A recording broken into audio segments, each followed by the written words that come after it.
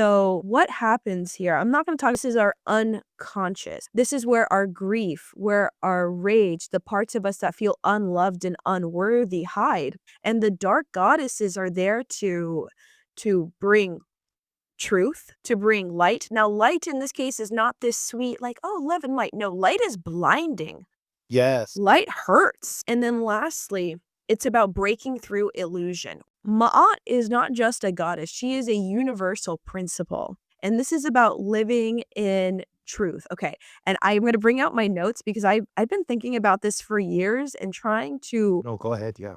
the ancient Greek philosophers, I'm going to focus specifically today on Socrates and Plato. And truth is a virtue that's built on 4 pillars. That is wisdom, knowing what is real, justice, living in a right relationship, which means between the spiritual world and the material world. It's courage, learning to stand and act using your voice, the soul fire to bring truth or justice. They all kind of intertwine eventually. And then lastly, temperance, which is discipline ultimately to stay and live in integrity.